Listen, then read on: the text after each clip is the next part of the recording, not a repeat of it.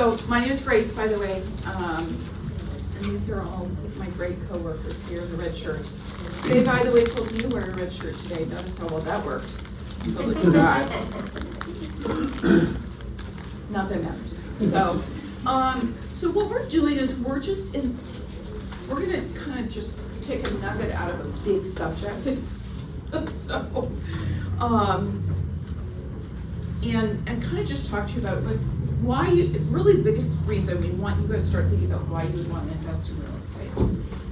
It's an amazing thing, and we're going to show, hopefully we won't bore you too much. We're going to be going through some spreadsheets. You will have copies of them. We figured out that you really can't see them that well in the PowerPoint. So we're sending them home with you just to play with, and then we will actually give you our magic spreadsheet via email. But more importantly, we just want to talk about kind of the bigger picture of why you want to invest in real estate, how to find something, how to decide if it's a deal or not. We're going to do a little scenario that is kind of interesting. Watch us keep it in here. Stop it. And so you can, when somebody says, "Oh, I got this great real estate deal," you can think, "Oh, okay, let's pull up my spreadsheet and see if it actually is a deal or not." And a lot of the stuff that we're going to talk about comes from this amazing book. I don't know how many of you guys are readers. This is the whole book. I will say that this book changed my life when it came to real estate investing. I happen to be a book person. I love books. I underline them. The problem with this book is it's really dangerous because you get about to the third chapter and you're like, I gotta buy a property and I gotta do it right now.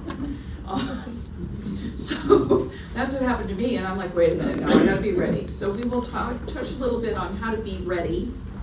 I'll walk you through some different stories. We're gonna interview 2 of our investors. Just quick interviews, just to kind of hear what they did. We want you guys, those booklets are for yours to take notes, so please take notes. If you want a copy of this book, we have a whole case of them. So just some people don't want it, it's fine, but we have these, you can have one. So that's just our gift for showing up in the evening, in the middle of the week. So I just want to get an idea. How many of you, just raise your hand, how many of you already own some sort of a real estate investment property? Already have. Already own, you have one? Manfred, you? We're just actually buying one. Good for you. All right, so you guys have some experience with it, that's great. And we've got a lot of people here that actually have never bought, but are thinking about it or are looking to maybe take an existing property and make part of it a rental property. So what we're not going to get into is kind of like rental rules and all of that. That's probably, actually that's a lawyer class, not a realtor class. And I have to be careful not to be a lawyer because then they don't like that too much. And I really want this to be interactive. Please ask questions. If the question you ask is something we can't necessarily cover in the class, we'll sideline it and we'll deal with you later on that. So one of the things that really just lit up my brain a little bit in this whole book is the core returns of real estate. So we're going to go that's, I don't know, like page 2 or 3 or 4. We should have put page numbers on, I'm sorry. It says, why invest in real estate?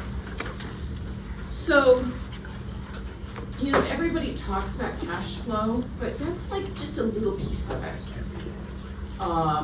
And the book really helped me understand the power of the other returns that you have. So, first one is your cash flow.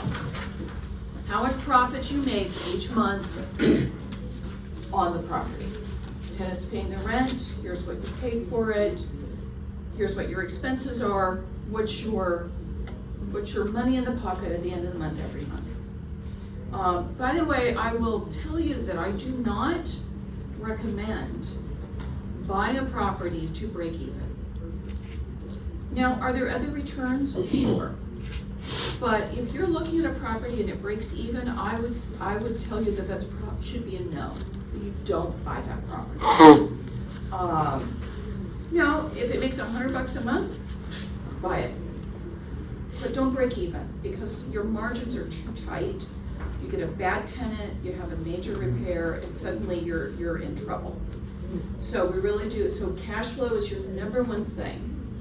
The second return is what we call the debt pay down by your tenants.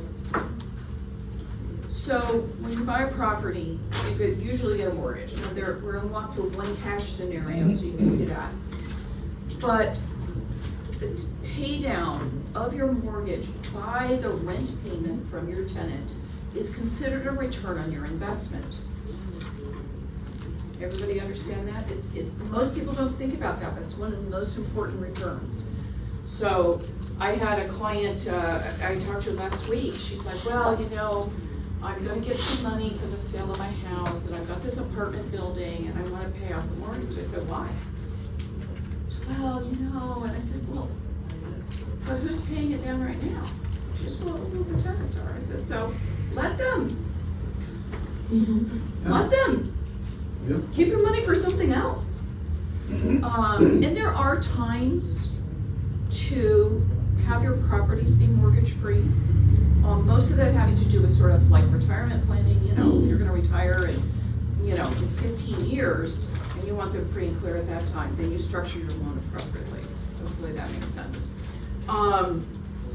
And actually, I didn't even DJ's like handling I can't talk and chew gum at the same time, so he's doing, so those are the book we're gonna talk about. And then the third one, the return, is appreciation. So that's the gain in value over time of the property.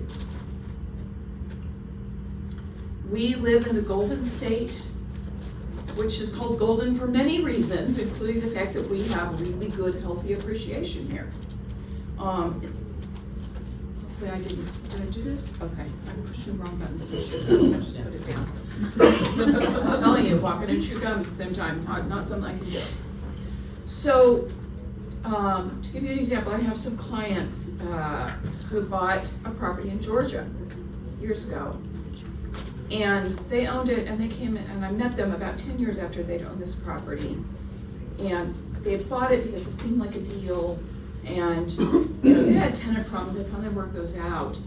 And they said to me, now 10 years later, they said, you know, we're gonna have to sell our primary residence and downsize because the Georgia house is not increasing in value. 10 years, zero appreciation. And they said, you know, we've had one problem after another, and we're actually losing money on the property because they bought it with too narrow of a margin. You know, I think they're profiting about $100 a month, but no appreciation. So they couldn't even sell it because it was worth the same as when they bought it. So have an awareness. You know, people buying out of state's kind of a sexy thing, you know. You could go out and you can go to Ohio and buy a house for $150,000, and guess what? 10 years from now, it might be worth $150,000. So you need to know the markets and study those. We're gonna talk about working with experts. But appreciation is really an amazing thing. When we do the calculations and we get to the spreadsheets, I think we either use 3% or 4% appreciation, which is a very conservative number. That appreciation is sort of a nationwide kind of median appreciation over 40 years. Now, nobody on my team can answer this. Does anybody know how much appreciation we had between January of 2021 and May of this year? 22. Over 20.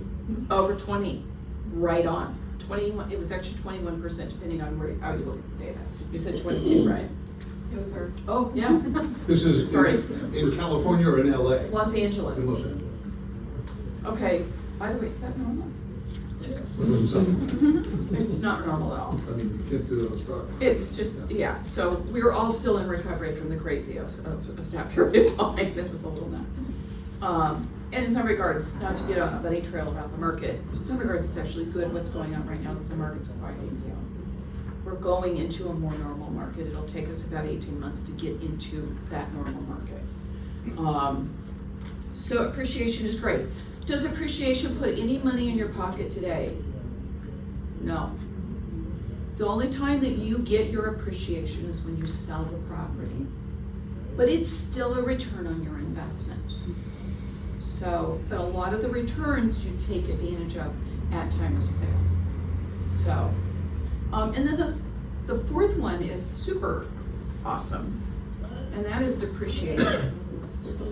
So, your property, say your property gains 4% in value every year.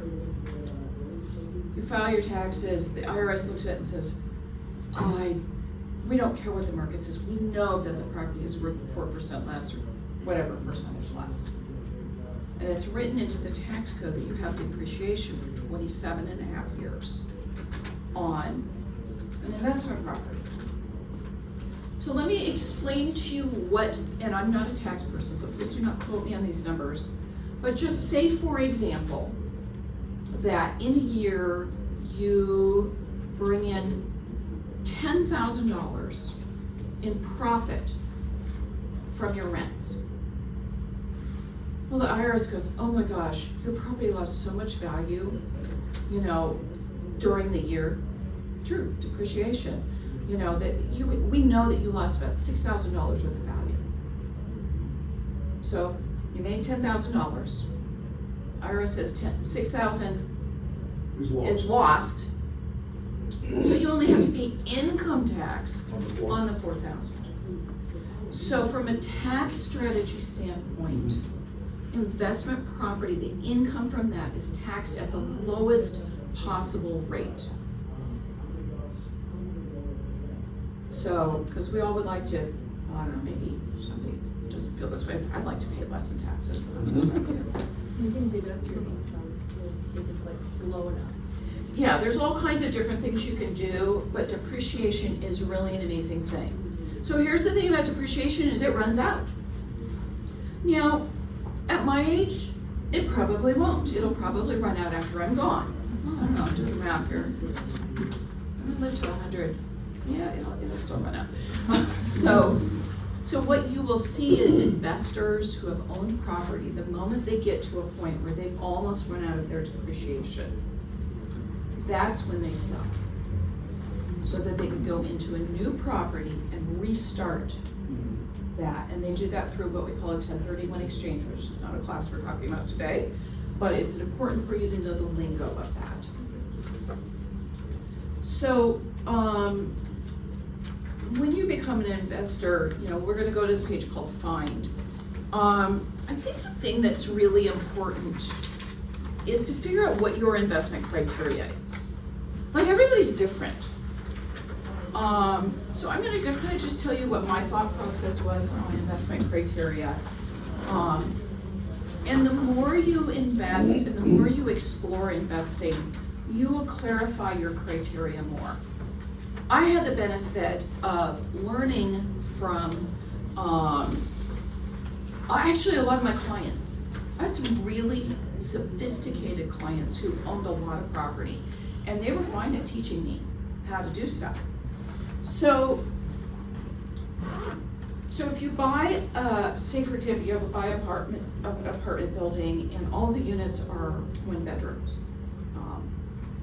Somebody in my family owns a big building like that, it's 30 units, and they're all 1 bedrooms.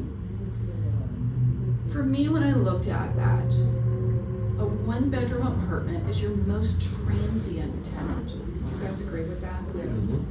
I mean, one life event and they're growing out of it. Somebody gets pregnant, somebody gets married, it's too small for them. You have a very high cost to turn over units. So remember, if it takes you, say in a perfect world, you have a vacancy, I mean, it's not unusual for it to take 2 months, 3 months to get it turned around. Well, you've lost all that rent. You know, the idea is to turn it quickly, and I know Ken knows quite a bit about this, of just turning it quickly, but you know, you get somebody that trashes it. So I chose in my criteria to really focus on something, a product that was going to keep somebody in the unit for as long as possible.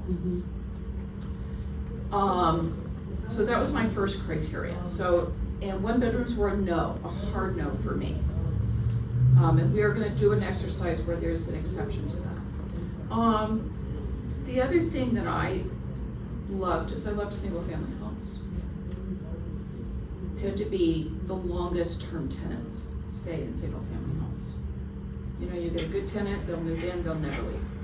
You know, as long as you're on top of keeping your rents at somewhere near where the market is, that's great. You make a lot of money on those. I would have the opportunity to buy a house probably 10 years ago in Burbank when I didn't realize at the time that it was at the bottom of the market. You don't know that, by the way, until it's passed. You go, oh, look what I did. They were actually going to sell it to the gardener. When I already meet with him, I'm like, don't do that, I'll buy it. And I mean, I've never had it vacant for more than 10 days. In the entire time I've owned it in 10 years, 10 days. So I like stuff for the backyard. I buy square footage. So the bigger the house, the more likely they're gonna stay. Because they're, you know, remember, people can grow out of a house in a day. Get married, have a baby, boom. So, and then the one other I have two other criteria is I don't like HOAs. And that's just me.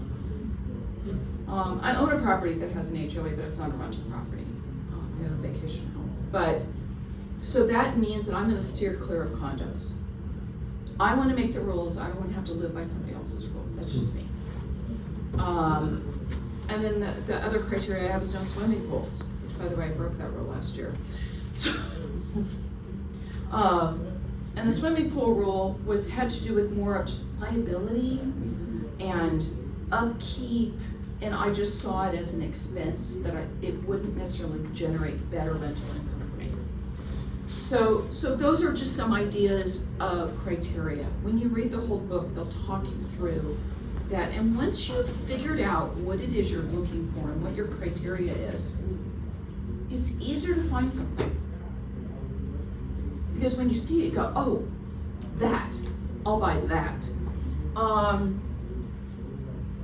So finding a property is an interesting thing. And then we need to talk about location, because does everybody agree that it's a little expensive here?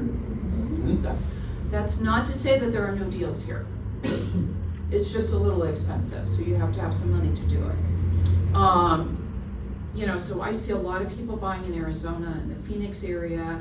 And so part of your criteria is like, well, where would I go? You know, would I be willing to buy a property out of state, and how far out of state?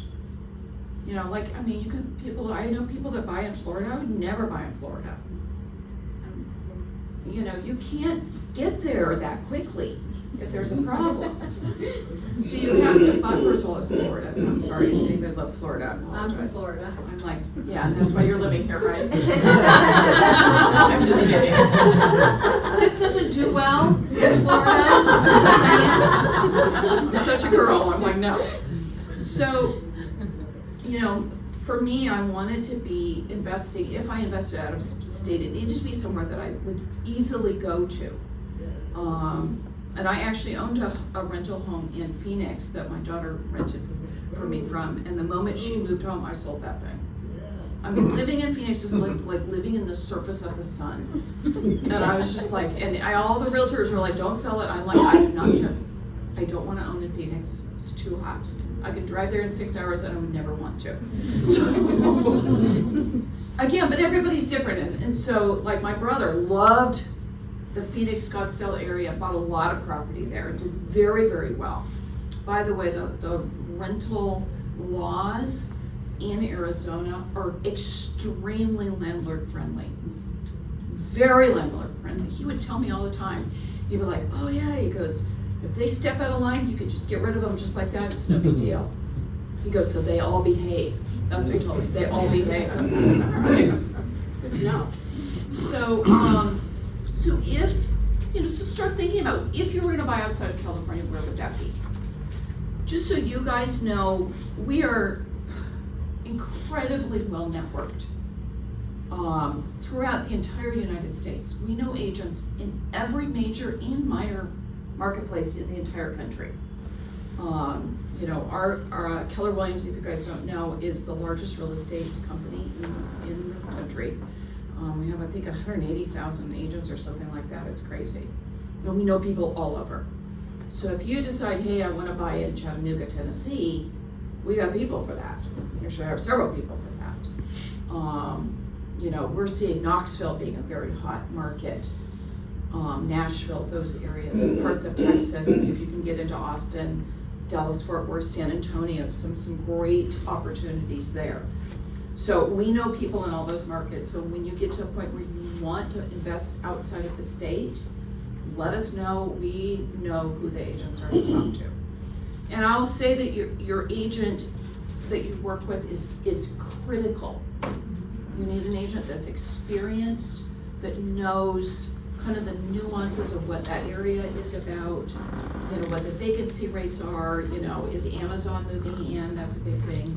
Talk about Amazon too a little bit, you know, or, you know, did they just shutter up the biggest employer in the town and move out? So please reach out to us if you once you decide if you want to go outside the state, let us know. There's plenty of opportunities here in California. You know, Los Angeles is a little tricky right now. And then online searches. So, I mean, most people would shoot a realtor for saying this. I love Redfin. So I know I'm sure I'm gonna be struck by lightning here in just a minute, but, so almost all the properties that I've bought off of Redfin. Now, I didn't buy from Redfin. Let me be really, really clear about that. And so I'm gonna give you a scenario here. We're gonna go through one where I'm gonna just show you kind of what I did buy. And that's our scenario one, which is our duplex. We're gonna go through the magic spreadsheet. We realized that you couldn't really see it. It's a 2. Oh. So 2, I think, should be. Yes, that's the one. So this is a real life story, and it's easier to just tell you exactly what happened so you can understand. This is my spreadsheet after purchase. By the way, my spreadsheet before purchase was different. When I did my analytics on it, I was like, okay, this makes some sense. And I underreported 2 important things. Number 1, the cost of repairs. I definitely underreported that. And I underreported what I thought the projected rents would be quite a bit. So the 2 of those balanced each other out. So it was good. So here's what happened. I was looking online, I was just browsing. And I see this duplex, and it is in Spokane, Washington, near, I have a bunch of family up there, so I travel up there probably every 6 weeks. Are we on scenario 2 or 1? It says 1, but on there it's 2, so it's, yes, this is the right one, scenario 1. Scenario 1. So I told him something else, but Okay. it's this. Thank you. So scenario 1. So this was a side-by-side duplex. Remember, it's a different state, so duplexes look different like than they do in Burbank. And I looked at it and I'm like, oh, that's interesting, because it was on a 13,000 square foot lot. So each unit side by side had its own big backyard, all fenced, nice big front yard. It was like a house with 1 common wall. Each unit was 2,000 square feet. 2,000 square feet. The building's 4,000 square feet. I'm like, okay. So it turned out one of the units was 4 bedrooms and 2 baths. The other unit was 5 bedrooms and 1 bath. Weird, by the way. And so the other thing, I already knew an agent up there. I called her up. I sent my brother-in-law who lives up there over that morning to look at it. Because in some markets, you have to be the first one in the door in order to get it. It's different than here in California, or here, especially in Los Angeles. You know, we'll do a whole weekend of showings, you know, and then we collect all the offers. They don't do that in a lot of states, including Arizona and Washington. So. What do they do? First come, first serve? It's a first come, first You walk serve. in, I put a bid, that's it, they stop, and you're. They stop, they can get other bids, but they can't negotiate them until they're finished negotiating Design with first. you. Wow. Very interesting. Several states don't negotiate with multiple buyers at the same time. We're weird, apparently. Who'd have thought, right? Is that law or just courtesy? So every state practices real estate different. Oh, right. They're vastly different. And some states are escrow states, some states are lawyer states. I mean, there's just a lot. There's a huge difference. Here in California, what we do all of that, and we are, I mean, the agents are basically transact the transaction all the way to closing. In other states, my daughter is on the East Coast in the DC area. They have lawyers. She does the contract, gets it all up, hands it off. They have it nice. We work our pineys off. Yeah. Anyway, so we wrote an offer, got it accepted, and I had figured out we'd put about $30,000 into it. By the way, we put 25% down. Most investment property, with very few exceptions, you have to put at least 25% down. So I knew that ahead of time. Here's what's interesting. When this property came up, I didn't actually think I was gonna buy, but I learned my lesson in the past to always be ready to buy. So I was squirrel away a little money every month, just a little bit. So when I saw this, I'm like, okay, what's the math? What should I say? Oh yeah, my down payment was $112,000. So I pulled up my bank account and I'm like, oh, look, I have the money, I can actually buy it. So it's nice to be ready. So we ended up putting $85,000 into it. I had to tear out a kitchen and replace it. And then that 5-bedroom, 1 bath, I had to put a bathroom in. 'Cause how do you do 5 bedrooms and 1 bath? So I had originally projected my rent's going to be $1,700 each unit. I'm getting $1,950 for the 4-bedroom and $2,150 for the 5-bedroom. That was great. So if you look at the bottom, now so let's go over the spreadsheet just so I can kind of show you what we did. So it shows, there's a line at the top that says fair market value. You could just skip that. Some of these, you know, the book talks about trying to buy 10% below. You can do that or not. I paid the price. I paid whatever they asked, I paid. Put my 25% down. Notice that I got a 3.8% interest rate. I'm never selling that property. Put $85,000 in, and then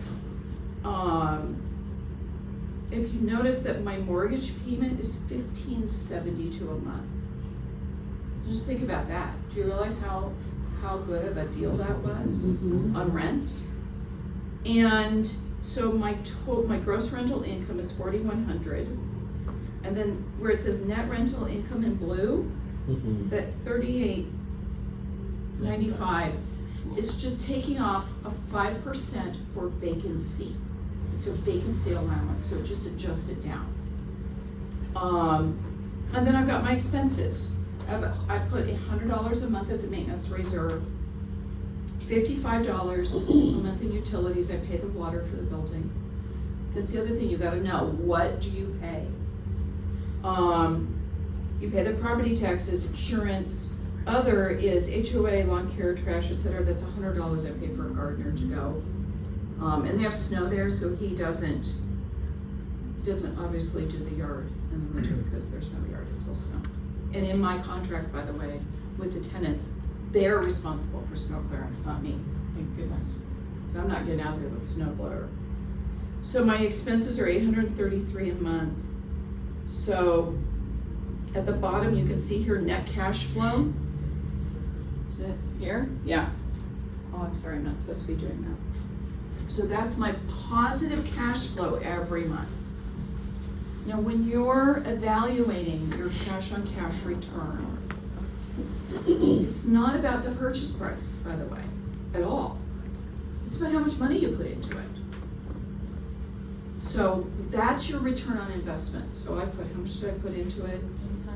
$112,000 plus the $85,000 in repairs. So I'm calculating my returns based on that cash into the property. My goal is always with every rental property to, once I have it cleaned up and rented, that it should sustain itself. So this property, I know I'm gonna need a roof in probably about 4 years. They have real weather up there, so I had to plan for that. But I'm not touching the income from it, it's just going into a savings account. And then when it comes time, I'll use that money to put the roof on. So that property will never require one more penny from me. it sustains itself. Is there any questions about this? Does this make sense to you guys? How long have you had it? About a year and a half. Oh. pretty So it's pretty new. And I mean, I'm making very good money on the rents, but because of depreciation, I actually think I got my profit and loss from my account. I didn't even hardly pay any taxes on it. So that money's just coming to me essentially tax-free or almost completely tax-free. So I don't know if any of you like to avoid paying taxes. I'm really big on that, by the way. So the Legally. depreciation is a standard percentage of whatever's value They is? do some sort of calculation. It's just done. I mean, it's like part of the deal. Yeah. Yeah. So when You don't you, have to prove it or anything. no, it's a It's just formula. Yeah. That 20, you said it was 27 years or something like that? 27 and a And is half that years. every state? It's a That's a- federal depreciation Yeah, schedule. there you go. Federal. Now, by the way, some states will get you, but they don't, most of them don't. Manfred, How do you hold the properties? LLC or, I do. okay. So because this was in Washington, I had to set up a Washington LLC, so I did have an expense for that. The attorney who did what we call an escrow, he set it up for me. While I was under contract, I said I need an LLC, I paid them separately for that. I took ownership in my name, closed, and then the next day they deeded it into the LLC. You have, I'm gonna go back a Please, little bit. Your please, four please. returns on the investment, I'm Oh, gonna please. throw a fifth one at you that we're dealing with right now.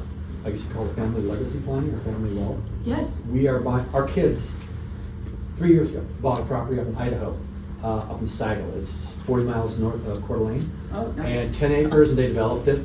Their second neighbor, this lady wants to move because it's way out in the boonies. She doesn't like being alone at night. So we're making an offer to buy 7 acres from her for like 400 and something.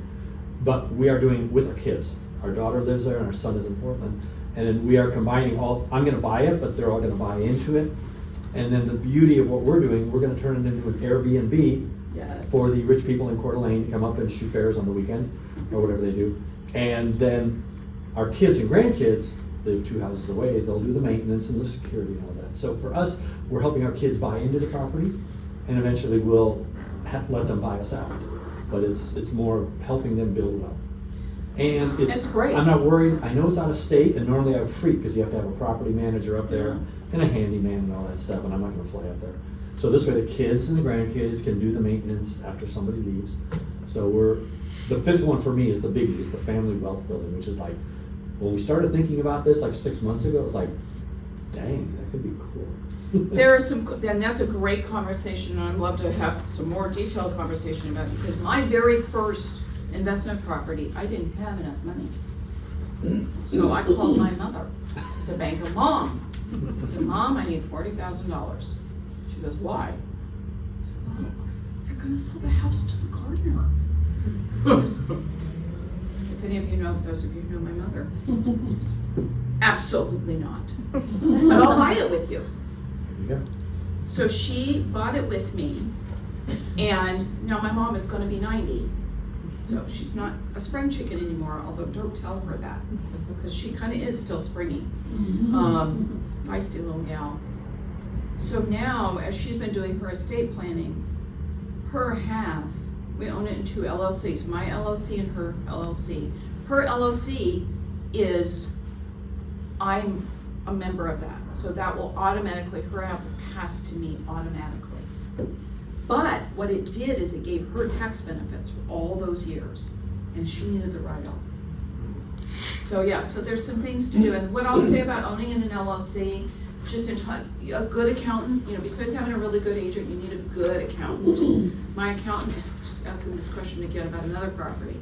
He said, the reason why you use an LLC is not just for asset and liability protection, but it reduces your risk of audit. If you hold a property in your personal name that's a rental property, your risk of audit is like 100-fold that of an LLC. They just don't tend to audit LLCs. So, and I have enough brain damage every day, so I don't need an audit. What I want to do is show you, this is really where the magic is, and this is actually pieces of a really large spreadsheet that's going to be in this file that we'll send to you guys. And these are just calculations on the return on your investment over time. And I just pulled out some of the key things. So this is year 1 through 30. So they're saying, we probably should have done it for the 27 and a half years. We've got 30 years on here. That's really the time of a 30-year mortgage. So your first is your annual net cash flow. So look, year 1, 17,000. By the way, that's really good. I mean, I like lightning does not always strike twice, but we got a really good one. And then they increase it, which is kind of what the rents would increase. So that's great cash flow. I mean, 30 years from now, I'm gonna make it $42,000 a year on this property and income. And then, so this is the annual return on investment. Starts at 19%, goes to 47%.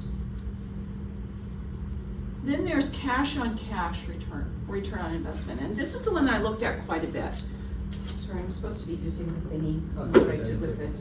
See, I told you how much good going. All right, so this, okay, cash on cash return. When I'm buying, I look at that first. So if you notice, my first year, 9%, second year, 9%.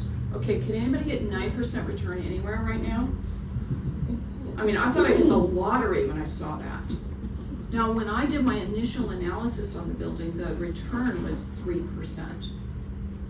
And I was actually good with that, because you can't get 3% anywhere either. So, but this is my actual cash on cash return. So that's just the return of the actual money that I put into the property. And then your total return on your equity after cost of sale. So here's what they did, is they did all of these different calculations based on your depreciation, your appreciation, your debt pay down in the spreadsheet, and the book will go into a detail. But when you combine all those returns together, look at this, 30 years, that's your total return on all money, 900%. So I know that, and I don't want to diss anybody that loves the stock market or mutual funds or all of that stuff, because I do think that those are important to have as part of your wealth portfolio. They're very important to have, because you've got compound interest and all of that over time. That's great. Nothing's going to give you these returns except for real estate. That's why we're so passionate about this. Long term, it's really good. Questions about this? I know this is a lot of spreadsheet stuff, so I don't want anybody to fall asleep, sorry. All right, let's go, let me see what I've got next.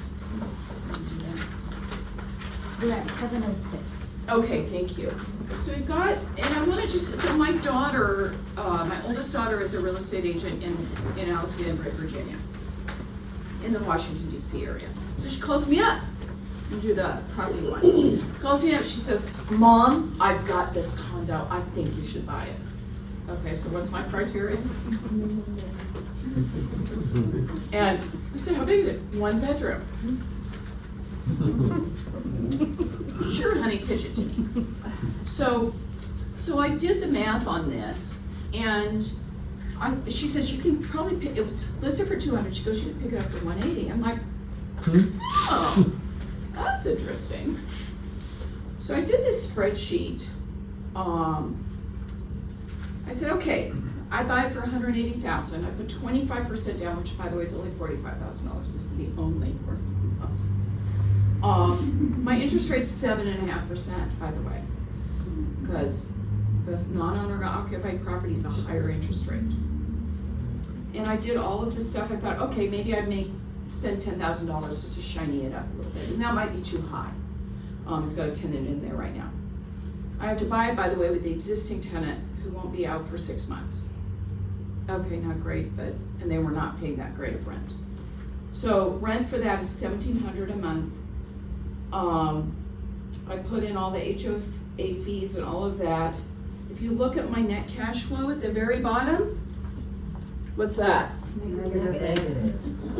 So, how many of you are thinking if you could pick up an investment property for $180,000 that would be a deal? Yeah, right. It's not a deal. It's not a deal at all. So, That's what we love about the spreadsheet, because I get pitched all the time, stuff. And then I pull this up, I put the numbers in, I make my calculations, and it'll auto-calculate all of that stuff, and it will calculate the mortgage too. So there's a mortgage calculator in there. So all you have to do is put the down payment, the interest rate. If you know, you can go online sometimes and get the interest rate. And I might be a little high on interest rate, but you know, the loans are not very friendly to investors just at this moment.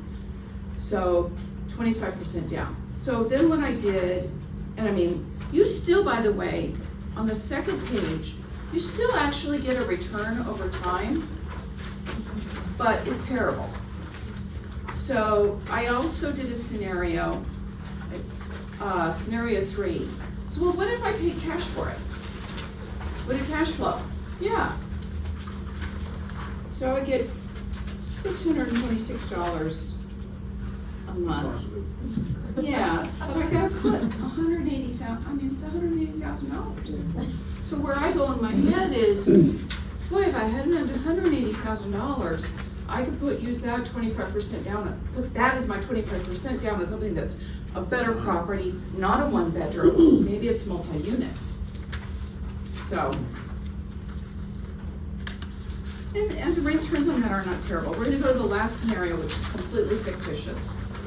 So this is a $500,000 triplex. By the way, if you find this, please call me, I will buy it. So a triplex is 3 units. Duplex is 2.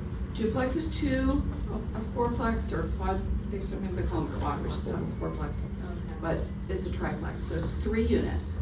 So by the way, other than the price, this is something we see all over Burbank, and actually this whole part of Los Angeles. And the setup for this is that we've got, oh, I don't have it on here, but I set it up that we've got 2 units at $1,500 a month, 1 unit at $1,200 a month. So there's 2 units or 2-bedroom, 1 bath, 1 is a 1-bedroom, 1 bath. Now in that scenario, I would buy something like that because I've got multiple units. If I lose the tenant for the 1-bedroom, I've got income still coming from 2 other units. That works for me, I'm good with that. So at $500,000, all the numbers are there, and look, my interest rate still is 7.5%, but at the bottom, my cash flow is $450 a month positive. This is a deal. $500,000, and look what I put into it, $125,000. So I would buy this over paying all cash for a 1-bedroom condo all day long. Did you guys see the difference in that? Yeah. Grace? Yes? I'm a little stymied on scenario 2. Oh dear. If I look at your investment over time, I think the numbers are wrong on that. I think because there's a they're typo better there. than the first Yeah. example. Yeah, I think we got them out of order. Okay. So what we're gonna do though, is we're gonna give you this spreadsheet, by the way, these are only some of the columns. It's like, I don't know, how many columns is in that spreadsheet? It's like 20. So it makes you dizzy a little bit, and I'm not a big spreadsheet girl, by the way, except when I'm buying investment property. My focus is always on the first page, if you just go back to the 1 page.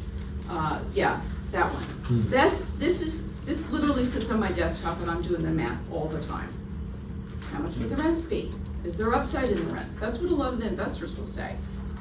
So the duplex that I bought in Spokane, they were getting $1,000 a month each unit. When I bought it, it was vacant. And there was actually a little bit of a distress sale. Property had been sitting empty for 3 years, which is why I had to put so much money into it to fix it up. But you know, so they said to me, the rents are $1,000. I'm like, I'm not, and I had looked at enough property to know, online, Redfin, that $1,000 a month for a 2,000 square foot unit was not the right amount. So they had the wrong rent out there. And I was still super conservative, I can get 1,700, and obviously I got more. So that's the other thing, that you learn what the rents are gonna be. By the way, there's different ways to find that out online. Zillow has a rent calculator. I'm not loving Zillow right now because they're just wrong, pretty much every day. So, what I want to do, any questions, because we're going to do it, I'm just going to interview a couple of our investors on the team. All right, Sophia and Monica, come on up. Just, because you've heard me babble enough, so I'm going to just talk to them. The hot seat. Yeah, so just introduce yourselves. Monica DeJulito. I'm Sophia Sadrakian. Nice to meet you guys. So Sophia, how long have you had an investment property? When did you buy your condo? So the condo we bought in 2017. Okay. And what happened? But you don't want to know about it. We recently upgraded to a single family because we were tired of the HOA. So we wanted to do something with that equity, and we did an exchange. Okay. So here's what they did. They had a condo, 2017, so you owned it for 5 years. So you got some appreciation out of that. You made some money. Actually, it doubled. There you go. Yeah. So she took advantage of the appreciation to basically go into a better quality property. What'd you buy? So we bought a single family house, small lot, 3,500 square feet lot, but single family house in North Hollywood, adjacent to Burbank, 91601 zip code. For $650, all remodeled. Did y'all hear that? They bought a house for Because I took my time to negotiate it. I didn't care if I lost the deal. When was that? What year? I closed a couple months ago. Yeah, no, she just closed, this just happened. So, are the numbers better on the house? The numbers are way better on the house, and so after all expenses and everything, will be positive 200 a month, which I'm happy with because of the new laws happening. Our future plan for it is to make it a duplex because we can't. So that's what we call upside. You'll hear people use that term. What's the upside of the property, or is there upside? By the way, if you call a real estate agent you don't know and you want to impress them, just explain to me the upside on this property. Oh, this person is sophisticated. So good for you. And did you have to put a lot of money into it to buy it? Were you able to? No, I mean, we just exchanged, the equity went from one place to another, so we didn't have to pay taxes on it. And here's the thing, I was negotiating 3 properties at the same time, and the whole process took 3 weeks. Cause I was really negotiating hard with all 3 of them, and I didn't care which one we got. They were all very different. One was a big lot, 9,000 square feet with a damaged structure on it. And the other one was Burbank half lot homes, Chandler bike path. And then the third one was this North Hollywood single family, and they all had, all of them, their numbers worked if I got my number, and I didn't care which one it was. So she was pretty unemotional about that. By the way, I'm an emotional Buying a buyer. used car. I have to be, exactly. I have to be very careful, and I'm a professional, and I still get caught up in the emotion of it. So Monica, what'd you do? So I actually bought a house with my sister, August of 21. We bought in the height of the market, but it ended up being, good investment for us so far. So our criteria in terms of like what I was looking for, we knew we wanted a single family home. We were really looking kind of all over Los Angeles, like El Sereno, Burbank. I mean, ideally I live in Burbank and I work in Burbank, so ideally, we were looking in Burbank, but honestly I didn't think we could afford it. Really the criteria was a single family home. We wanted like a 3-2, and what was really important and the most important was an ADU. We wanted to have, that way we can kind of rent out both the main house as well as the ADU, which is like a guest house, for those who don't know. auxiliary dwelling unit. So basically a twofer, two homes for the price of one. So we looked at a lot of properties, and there were some that had, you know, these ADU structures, but they weren't, you know, some of them didn't have like a bathroom, or some of them had like a little kitchenette. So it was really important that we had, you know, a bedroom, a bathroom, a kitchen, and you know, a living area. So we found a property actually in Burbank, right on the border of Burbank and North Hollywood, on a street called Diamond. It was, the main house was a 3-2, had a really small pool in the back, and then it had a fully permitted ADU attached to it. So we snapped it up immediately.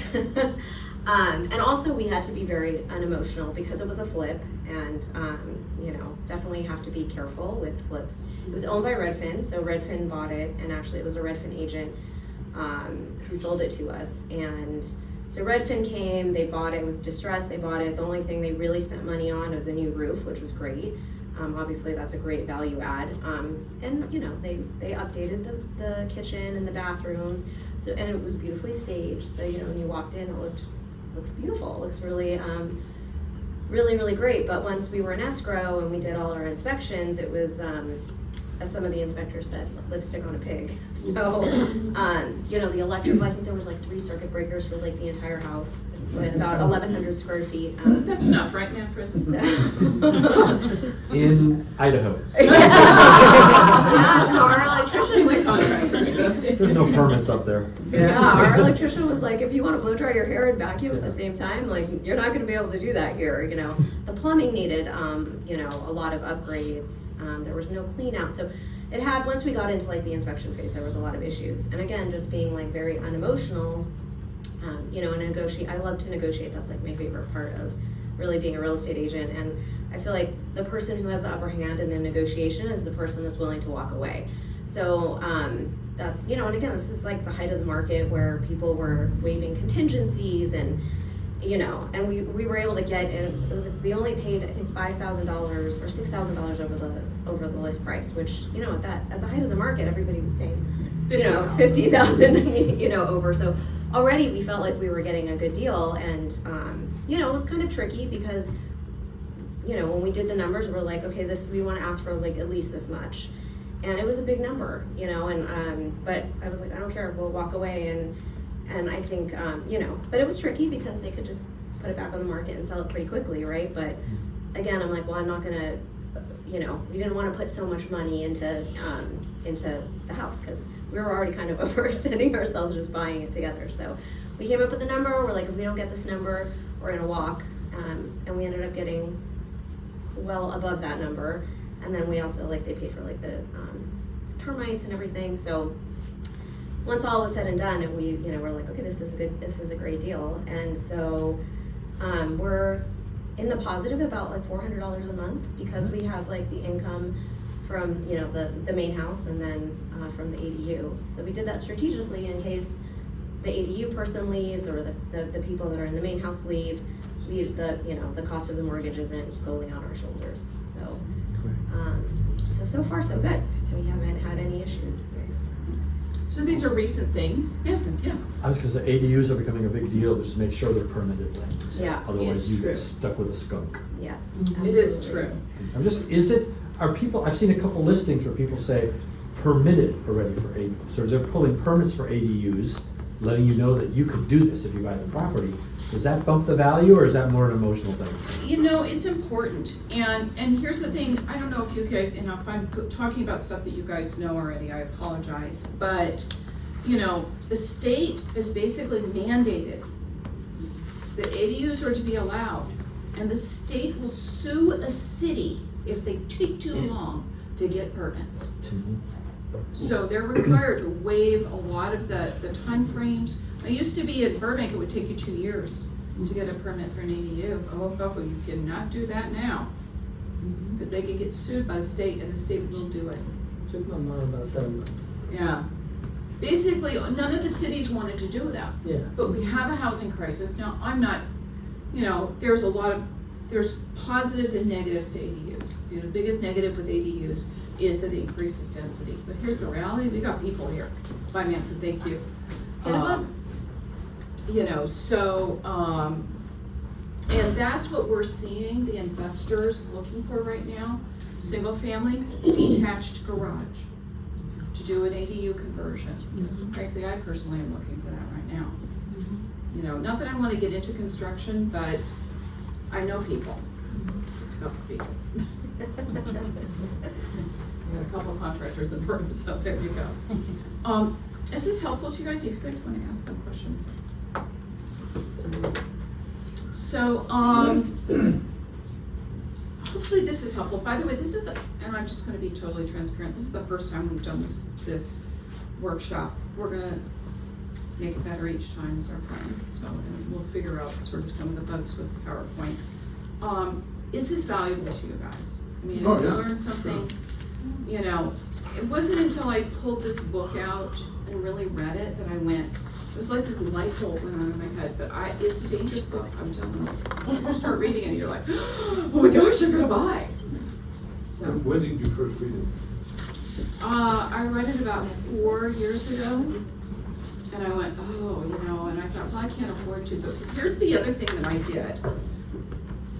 So I learned my lesson when, remember the house I bought that they were gonna sell to the gardener? Okay, I was completely unprepared to buy that house. And I almost missed out on an amazing deal. By the way, I paid $400,000 for a house that's worth $900 now in Burbank. So, so I learned my lesson. So here's what I do now, and this is, you know, it's really not part of the curriculum, but kind of, here's my hacks for being ready, is that every month I pay myself first. So if you guys are familiar with that principle, it's a Kiyosaki principle from way back in the day that, you know, when you look at your income, I put so much percentage aside first into a savings account for investing, and then I pay my bills off of the remainder. So I've developed that habit. I've been doing that really for the last 9-10 years now. And I don't look at that money. I have multiple savings accounts, the money just goes there, and sometimes it's a little bit, sometimes it's a lot, just depends how much money I made. And that's how when the Maxwell property, the duplex came up, I didn't even know how much money I had. I went and pulled up that account and went, oh, I have exactly enough. It was perfect. So I wasn't having to scramble to find money, I had it saved. The other thing is this, especially if you're gonna do a loan, has anybody done a loan in the last 3 or 4 years here? Okay, it's, I mean, do they like paper you to death? It's ridiculous. So we don't have any lenders in the room, so you can speak freely and tell us how about that. I mean, so now what I do is, and I learned this, by the way, from my strategic, he's our tech guy and our everything, but, you know, like I have a Gmail account. So with Gmail, you get this cloud storage, the Google Drive. So now, every year, and actually monthly, as I get my bank statements in, I have little folders, I keep digital copies of all my bank statements. I keep digital copies of my taxes. I keep digital copies of all my pay stubs. For my business, my profit and loss, everything is there. So if I find a property that I wanna buy that I need to do a loan on, I don't have to scramble to find those records. I just send the lender a link to my Google Drive, and they can pull up everything there and see it. It's just like that. So, and that has helped, because sometimes if you're gonna get a deal, you have to be a little bit aggressive on your financing contingencies. So I just wanna know that I'm golden, you know, and so I have everything ready. Most financing delays are because the buyer is too slow to collect the information to give to the lender. So, those are just 2 of the things that I did, just so I'm perpetually ready. You know, and since I just put all that money into the duplex, I don't have a lot of funds right now to buy, but if a deal came up, I would buy it. I would figure it out. So, anyways. I have a question about the ADUs. Yeah. I know that they want us to do them, but is parking, do they bring that thought into it? You know? Not anymore. So, for example, Burbank said you have to have 2 covered parking spaces. Well, I don't even think that they're even allowed to do that. And how about the number of them on one street? I don't As think it's long a as factor. within a mile, there's a bus stop. Right. Yeah, and we've got, as long as you're close to transit, the parking requirements are pretty much way. Ken, you know more about that probably than I do. Is that correct for the most part? Yeah, parking has been, it used to be a big deal, and now it's almost no deal. And basically what was happening is the cities, because they didn't want the ADUs, were using parking requirements to keep them out. And the state said, oh, no. You will not stop this train. So you don't need to have a two-car garage? Nope. You can turn that whole thing into an And they have, basically, I don't even think they can use setback rules. ADU. Yeah, I know the setback. I know because they just built two on either side of us. Yeah. They're practically right on top of Do us. you guys know what those are? It's How 5 far feet. you can I be think. from the property I think it's line. 5 feet for the, Yeah. I think the Setback only thing rules are requires for you to fine. have a driveway if you take away your garage. You just have to have like a. where to put your car. Yeah. Place them. So, The length of the So car. I get to the garage. Yeah. But it could be on the side of the house. Even Yeah, if you want it. yeah. Which they both, all of them have it plus the garage. Yeah. the Right. flip side of the parking thing is think about a tenant. Where are they gonna park? So you have to have some allowance for that. So for example, my duplex, first of all, they get serious weather there. And like, they didn't have a garage. That was so bizarre to me. So, so I had basically two driveways in front that which each fit about a car and a half. So I've got the first one we finished was the 2-bedroom, 1 bath. And so our tenant was a gal with her boyfriend and her 2 teenage kids. So how many vehicles do they have? 4. Mm-hmm. Yeah. So and I was up there pretty regularly. So I go driving by, beautiful property, and they parked all their cars on the lawn. I almost had a stroke. And then I stepped back and I went, wait a minute, I don't live here. And that's when I realized there was no parking. So when we went through, when we came into the spring, I ended up with a really great contractor who basically like did everything. And I called her up and she went over and put gravel, basically 2 big gravel driveways there because they thought they parked in gravel driveways, it's kind of weird.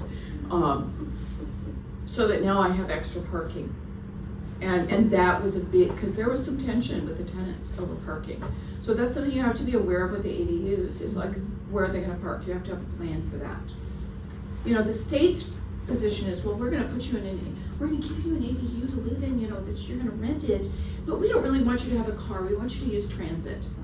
So that's the mentality of that, but it's not that practical. So, so tenants do have concerns about parking. So, but those are great questions. I'm not an ADU expert, by the way. And Jessica back there, by the way, has whole books if you want them. Make sure you ask her for them. So, you can buy these on Amazon, but we just bought a case from the publisher. It's actually a really good book.